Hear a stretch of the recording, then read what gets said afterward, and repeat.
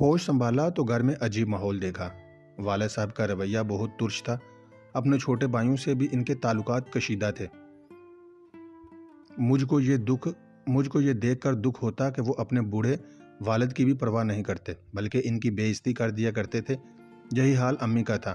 وہ ضعیف سسر کو جان بوجھ کر تنگ کرتی، تمام دن کھانا نہ دیتی، حتیٰ کہ شدید گرمی میں پنکھا بند کر دیا کرتی۔ وہ ناتوانی کے سبب بار بار اٹھ کر پنکھا نہ چلا پاتے، تب میں ٹیبل پر چڑھ کر فین کا سوئچ آن کر دیتی تھی۔ ایک دفعہ امی نے کئی دنوں کے رکھے گندے گلاس میں پانی بھر کر دادا کو دے دیا۔ گلاس شربت والا تھا، اس میں چیونٹیاں پیندے میں لگی تھیں۔ دادا نے پانی پیا تو چیونٹیاں ان کے گلے میں لگیں، تب وہ تکلیف سے کراہتے لگے۔ میری ماں دوپٹے کا پلو منہ پر رکھ کر خوب ہنسی۔ میں حالانکہ 7 برس کی بچی تھی، پھر بھی مجھ کو ماں کی اس حرکت پر غصہ آیا اور دکھ سے آنکھوں میں آنسو بڑھ آئے کہ ایک ضعیف انسان سے کیسا انسانیت سوچ سلوک کیا تھا۔ ناتواں مجبور تھی، ان کو کچھ نہ کہہ سکتی تھی۔ ستم یہ کہ میری والدہ اپنی اس حرکت پر شرمندہ ہونے کی بجائے بہت فخر کے ساتھ اپنی سہیلیوں سے اس بات کا چرچا کیا کرتی تھی، اور پھر یہ بات کرتے ہوئے ہنسی چھوٹ جاتی کہ جیسے وہ کوئی لطیفہ سنا رہی ہوں۔ والد صاحب کوئی کام نہ کرتے تھے، چچا کما کر ان کو تنخواہ دے دیتے اور وہ بڑے بھائی کی حیثیت سے گھر چلاتے۔ والد کے نکمے پن اور مفت روب جمانے سے تنگ آ کر میرے دونوں چچا الگ ہو گئے۔ یوں میرے والد تنہا رہ گئے۔ تب ماں کو بھی تنگ دستی نے گھیرا۔ بولی، تم نے جو بھائیوں کی کمائی پر بڑی دونس سے گھر میں اپنی چودراہٹ قائم کی رکھی تھی، اب دیکھ لو نتیجہ۔ گھر میں دال روٹی کے لالے پڑ گئے ہیں۔ اب خود کماؤ یا کہیں سے چوری کر کے لاؤ، مگر ہمارا پیٹ تو کھانے کو مانگتا ہے۔ بولو اب کیا کریں گے؟ والد صاحب کا یہ رویہ میرے ساتھ شروع سے عجیب سا تھا۔ انہوں نے کبھی بھی اپنی زبان سے بیٹی نہیں پکارا۔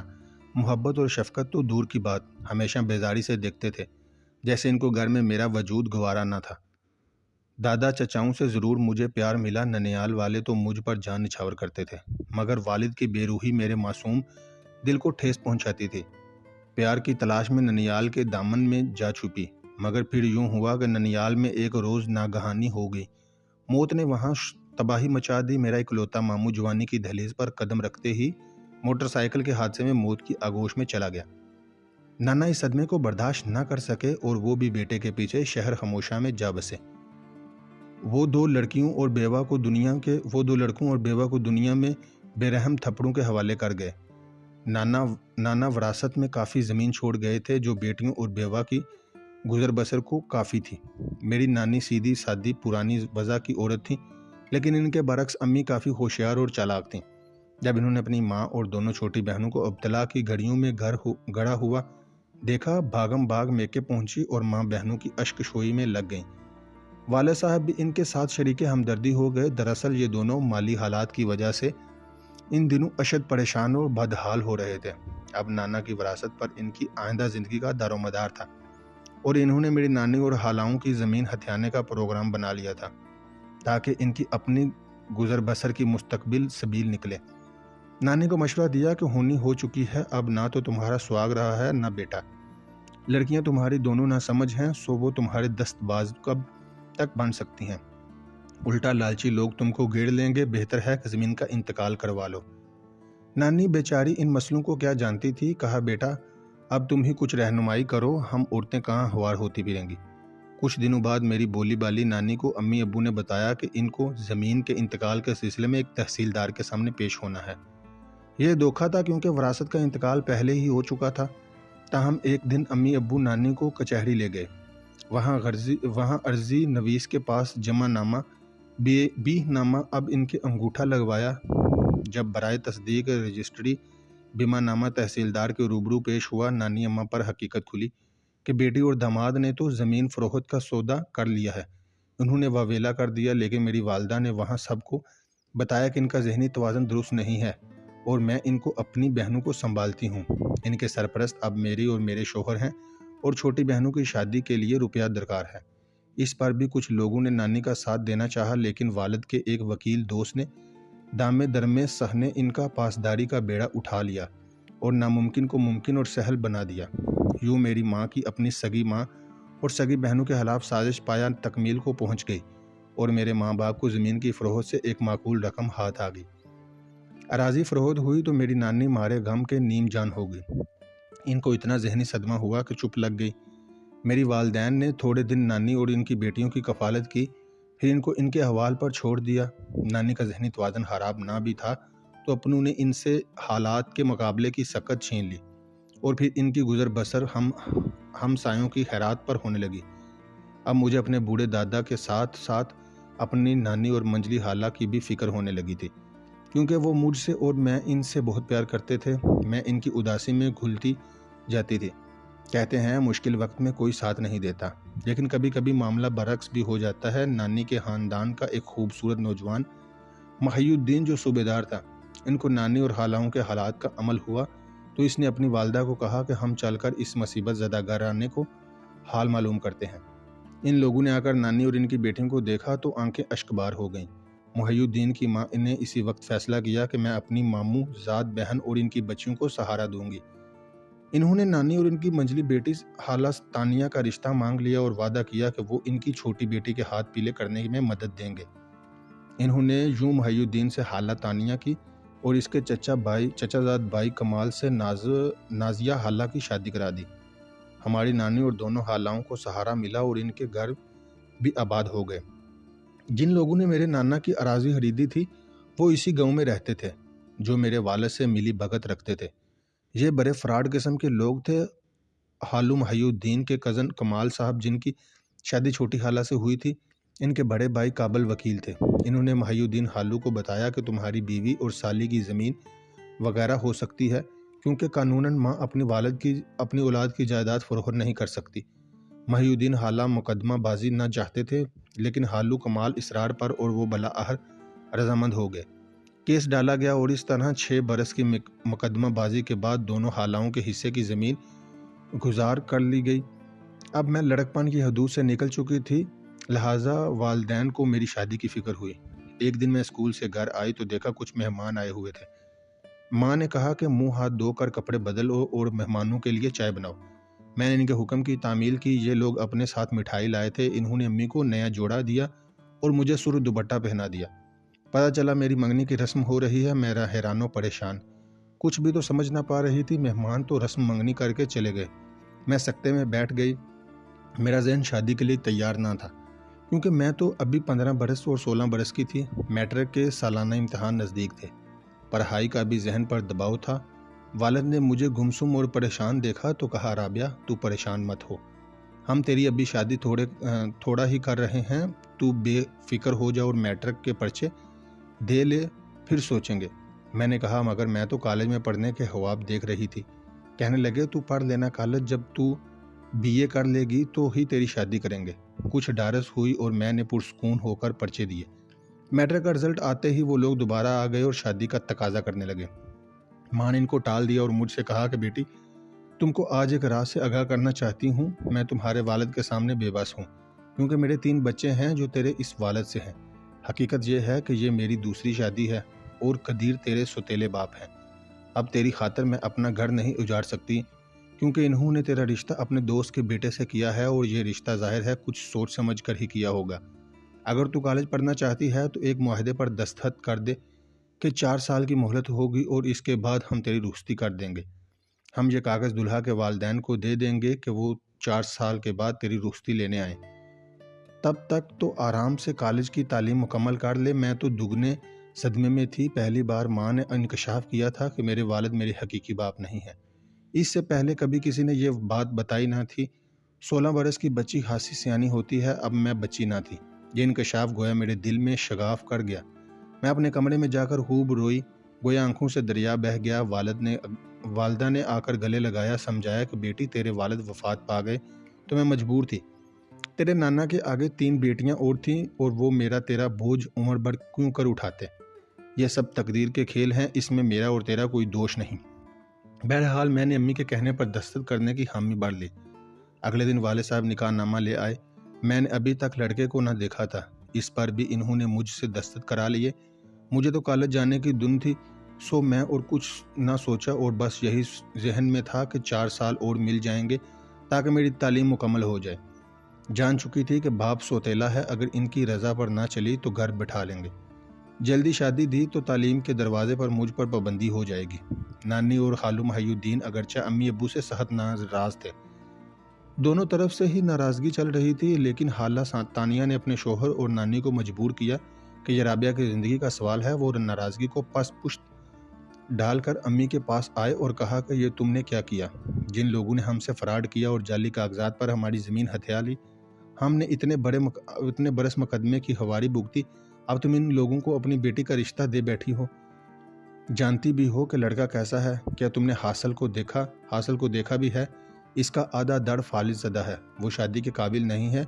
یہ لوگ تو صرف اپنے لڑکے کی اس وجہ سے شادی کر رہے ہیں کہ ایک فالج زدہ کو دیکھ بھال کے لیے نرس چاہیے، سو وہ تمہاری معصوم بچی کو بیاہ کر لے جا رہے ہیں۔ تمہارے شوہر نے تمہاری لڑکی کی قربانی کا بکرا بنایا ہے، کیونکہ اس طرح ان لوگوں سے اس کا مالی فائدہ ہونے کی امید ہے۔ انہوں نے ہماری بھی پوری زمین واپس نہیں کی، جبکہ تمہارا حصہ تو تمہارا شوہر ان سے اونے پونے بیچ کر دام کھڑے کر چکا ہے۔ ذرا ہوش کے ناخن لو، اگر رابعہ تم پر باری ہے تو ہمارے سپرد کر دو۔ غرض نانی اور خالہ میں میری طرف سے بہت جھگڑا کری۔ میں نے حالات سنے تو دل میں فیصلہ کر لیا کہ ہرگز قربانی کا بکرا نہ بنوں گی۔ اب تو ماں بھی پریشان تھی کہ مجھ سے نکاح نامے پر دستخط کرا چکی تھی اور شوہر سے ٹکر لینے کا بھی یارانہ تھا۔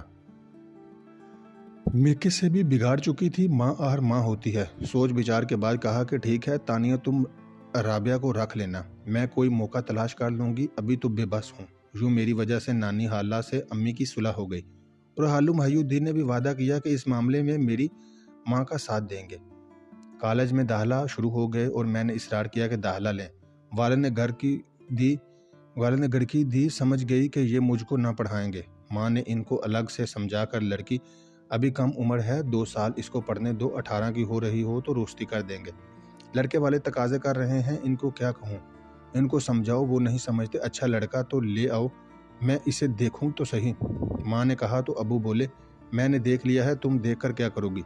کیا مجھ پر اعتبار نہیں ہے؟ جب شادی کی تاریخ لینے آئیں گے تو دیکھ لینا۔ انہوں نے ماں کو بھی نہ بتایا کہ حاصل فالج زدہ ہے۔ ماں نے صبر کا گھونٹ بھر لیا، مجھ کو سمجھایا کہ تیری عافیت اسی میں ہے کہ صبر کر، فی الحال کالج جانے کی ضد نہ کر، ورنہ تیرا باپ زبردستی تجھ کو آج کل میں رخصت کر دے گا۔ نکاح نامے پر تم سے دستخط لے چکا ہے، اب ہمارے ساتھ ہاتھ کٹے ہوئے ہیں، میں کوئی دوسرا راستہ نکالتی ہوں تجھے تیری نانی کے حوالے کرنے کا۔ میں نے ماں کی مجبوری سمجھ کر چپ سادھ لی۔ ماں نے خالو محی الدین کو بلا کر سمجھایا کہ شوہر کو کہو گی جو زمین آپ لوگوں نے میری دونوں بہنوں اور امی کی واگزانہ کروائی ہے، اس میں سے امی اپنے حصے کی زمین رابعہ کے نام کرنا چاہتی ہیں۔ آپ سے بات ہو تو ایسا ہی کہنا، قدیر ایک لالچی آدمی ہے، وہ اس بات کو سن کر صلح کر لے گا۔ ایسا ہی ہوا۔ والد کی موجودگی میں نانی اور خالہ آئیں اور کہا کہ جو ہوا بھول جاؤ، ہم کو زمین سے پورا حق نہیں ملا، پھر بھی ہم نے قبول کیا اور رابعہ کی خاطر آپ لوگوں سے راضی نامہ کر لیا، کیونکہ میری نواسی مجھے میری بیٹیوں کو بہت عزیز ہے۔ ہم ہمیشہ کے لیے آپ لوگوں سے رشتہ ختم نہیں کرنا چاہتے۔ میں اپنے حصے کی زمین رابعہ کو لکھ دیتی ہوں، بشرطی کہ اس پر ہم سے ملنے پر پابندی نہ لگائیں۔ نانی کے منہ سے یہ کلمات سن کر لالچی داماد کے منہ سے لال ٹپک رہی تھی۔ کہا کہ ٹھیک ہے، میں رابعہ پر کوئی پابندی نہیں لگاؤں گا، آپ لوگ ہمارے گھر جب چاہے آ کر رابعہ سے مل سکتی ہیں۔ اس طرح نانی اور خالہ تانیہ کا ہمارے گھر آنا جانا شروع ہو گیا۔ نانی اس دوران بیمار ہو گئیں تو ماں نے کہا کہ کچھ دن رابعہ نانی کے گھر رہنا چاہتی ہے۔ والد نے اجازت دے دی، لیکن بولے ماں سے کہو کہ حسب وعدہ اپنے حصے کی زمین جلد از جلد لکھ دے۔ زندگی کا بھروسہ نہیں، وہ عمر رسیدہ ہے، یہ معاملہ جتنی جلد حل ہو جائے اچھا ہے۔ والدہ بولی ٹھیک ہے، میں بات کرتی ہوں۔ یوں ابو سے اجازت لے کر ماں نے مجھے خالہ ثانیہ کے گھر پہنچا دیا، کیونکہ نانی ابھی ان کے ساتھ نہ رہتی تھی۔ خالو محی الدین مجھے خالہ ثانیہ سے بھی زیادہ پیار کرتے تھے، ہر چیز لا کر دیتے تھے۔ میں نانی اور خالہ کے پاس بہت خوش تھی۔ میں 2 ماہ ان کے گھر ہی رہی، لگتا تھا یہی میرے اصل ماں باپ ہیں۔ اب تو ماں کے گھر جانے کو بھی جینا چاہتا تھا۔ نانی صحت یاب ہو گئیں، تب ایک روز امی آئیں اور کہا کہ رابعہ کو واپس لینے آئی ہوں، بیمار رہتی ہوں، قدیر کہتے ہیں کہ بہت دن رہ لیا ہے، اب اس کو لے کر آؤ، ورنہ لوگ کیا کہیں گے کہ باپ کے گھر میں جگہ نہیں ہے جو بیٹی خالو کے در پر پڑی ہوئی ہے۔ نانی نے امی کے اصرار پر مجھے ان کے ساتھ بھیج دیا۔ گھر آ کر والدہ نے مجھے بتایا کہ بیٹی تمہارا باپ تمہاری شادی کر رہا ہے اور میں مجبور ہوں، اگر میں نے اس کا ساتھ نہ دیا تو وہ مجھے طلاق دے دے گا۔ تم اپنے چھوٹے بہن بھائیوں کی خاطر قربانی دے دو، اگر تم نہ مانی تو میری اس گھر میں کوئی جگہ نہیں۔ پھر میں اور میرے 3 بچے کہاں جائیں گے؟ قدیر نے بچے چھین لیے تو میرا کیا بنے گا؟ ماں کے رونے دھونے پر میں خاموش ہو گئی، مگر دل میں ٹھان لی کہ ہرگز قربانی کا بکرا نہ بنوں گی۔ جن لوگوں نے میری نانی کی زمین ہتھیا لی، ان کے فالہ زدہ بیٹے کو ہرگز دلہن نہ بنوں گی۔ میں نے خالہ کو کسی طور یہ پیغام بھجوا دیا۔ خالہ اور نانی گھر آئیں۔ نانی نے کہا، میں اپنے حصے کی جائیداد واقعی رابعہ کو لکھ دیتی ہوں، مگر شوہر کو روکو کہ وہ اس فالہ زدہ شخص سے بیٹی کی قسمت نہ پھوڑے۔ محض چند ایکڑ زمین کی خاطر ایک معذور اور عمر میں کہیں بڑے بیمار آدمی سے ہماری لڑکی کا رشتہ کر رہے ہو، یہ ظلم ہے۔ امی نے کہا، ماں میں اسے نہیں روک سکتی، وہ نہ مانے گا، مجھے سزا دے گا، طلاق تو ملے گی ہی، 3 بچے بھی چھین لے گا جو ابھی چھوٹے ہیں، ان کو میری ضرورت ہے، میں ان کی جدائی نہ سہ سکوں گی۔ خالہ، خالو اور نانی افسردہ لوٹ گئے، مگر میں نے خط لکھ کر خالہ کی مٹھی میں دے دیا کہ خود آپ کے پاس آ جاؤں گی۔ امی کو اس معاملے میں نہ گھسیٹیں، وہ مجبور ہیں، عدالت میں ابا کے خلاف بیان دوں گی۔ میں نے ایسا ہی کیا۔ جب ابا نے میری رخصتی کی تیاری کر لی تو شادی والے دن میں نے کمرے کا دروازہ بند کیا کہ دلہن والا لباس پہن لوں، اور پھر کمرے کی پچھلی کھڑکی سے اپنی ملازمہ کا ٹوپی والا برقع اوڑھ کر گھر سے نکل گئی۔ ہماری ملازمہ اماں حیاتاں کی بیٹی سلمہ میرے ساتھ مل کر گئی تھی۔ اس نے خالہ تانیہ کو فون کر دیا۔ خالہ اور خالو اس جگہ آ گئے جہاں سلمہ نے کہا تھا۔ سلمہ کا گھر ہمارے گھر کے پچھواڑے تھا اور خالہ کو اس گھر کا پتہ معلوم تھا۔ میں وہاں بیٹی تھی۔ وہ آدھ گھنٹے کے اندر اندر خالو کے ساتھ وہاں پہنچی اور مجھے لے گئی۔ یوں میں تو قربانی کے بکرے بننے سے بچ گئی، مگر میری بیچاری ماں بے قصوری ماری گئی۔ میرے کمرے کا جب دروازہ کھلا تو کمرے کی پچھلی کھڑکی جانب آئے، وہ کھلی ہوئی تھی اور اندر میں موجود نہ تھی۔ دلہن والد جوڑا اور جو میں نے پہنا تھا وہ وہاں ویسے ہی بیڈ پر دھرا کا دھڑا تھا اور میں غائب تھی۔ سلمہ اور اس کی ماں پر کسی کو شک نہ گیا، وہ شادی والے گھر میں موجود تھی۔ والد نے سوچا بھی نہیں کہ ان لوگوں نے مجھے بھگایا ہوگا۔ شادی والے گھر میں افراتفری مچ گئی، بارات آنے والی تھی۔ ابا نے فون کے ان لوگوں کو صورتحال سے آگاہ کیا کہ مت آئیے۔ میری لڑکی شادی پر راضی نہ تھی، وہ گھر سے غائب ہو گئی۔ اس کو ڈھونڈ لو، آپ اپنے مہمانوں سے کوئی بہانہ کر دیجئے، فی الحال دلہن آپ کو نہیں مل سکتی۔ خدا جانے انہوں نے بارات میں آئے مہمانوں سے کیا بہانہ کیا، بہرحال شادی ملتوی ہو گئی۔ ادھر اپنے گھر آئے مہمانوں سے ابا نے کہا کہ دلہا کا دادا فوت ہو گیا ہے، لہٰذا شادی ملتوی کر دی گئی، لیکن ان کا بہانہ نہ چلا کیونکہ سب جان گئے تھے کہ رابعہ غائب ہے۔ ابا کے منہ پر ہاک پڑی تھی۔ مہمان چلے گئے تو والدہ نے میری ماں کے بال پکڑ لیے۔ والد نے میری ماں کے بال پکڑ لیے، کہا کہ تو میری بیٹی کے ساتھ شامل تھی اور تو نے ہی اس کو بگایا ہے۔ اب میں اس کے پیچھے نہیں جاؤں گا، یہاں تو بیٹی کو ابھی حاضر کرو، نہیں تو تم کو زندہ نہ چھوڑوں گا۔ ماں نے خالہ کو فون کیا۔ انہوں نے کہا کہ ہمارا اس واقعے سے کوئی تعلق نہیں، تمہاری لڑکی نے جو کیا ہے اپنی مرضی سے کیا ہے، رابعہ ہمارے پاس نہیں ہے۔ اپنے شوہر کو کہہ دو کہ اگر ابھی گئی تو واپس نہ کریں گے، بلکہ اس کو عدالت لے جائیں گے، پھر جو فیصلہ عدالت کرے گی دیکھا جائے۔ والد نے خود فون کرایا تھا اور انہوں نے خالہ کا جواب بھی اپنے کانوں سے سن لیا۔ تب تیش میں آ کر امی کے سر پر گندم کے کوٹنے والا ڈنڈا مار دیا۔ میری ماں اس بھاری ڈنڈے کی چوٹ نہ سہ سکی، ایک ہی وار میں ختم ہو گئی۔ مجھ کو تو قربانی کا بکرا بننے سے نجات مل گئی، مگر میری ماں بیچاری کو سخت سزا ملی اور ان کو اس سفاک آدمی نے غصے میں قابو نہ رکھتے ہوئے زندگی سے محروم کر دیا تھا۔ ابا کو پولیس پکڑ کر لے گئی۔ انہوں نے وہاں یہ بیان دیا کہ میری بیوی اس رشتے پر خفا تھی، اس نے بیٹی کو عین شادی کے دن گھر سے بھگا دیا اور میری بڑی برادری میں بے عزتی کرائی۔ میں اس بے عزتی کو برداشت نہ کر سکا اور تیش میں آ کر اس کے سر پر گندم کوٹنے والا ڈنڈا مار دیا، چونکہ اس وقت یہ ڈنڈا سامنے پڑا ہوا تھا۔ والد کو سزا ہو گئی، ماں جان سے گئی۔ بے شک میں فالج کے مریض کی دلہن بننے سے بچ گئی، مگر زندگی بھر ماں کو نہ بھلا سکی، میری خاطر جس کی جان گئی۔ قاف نواب شاہ۔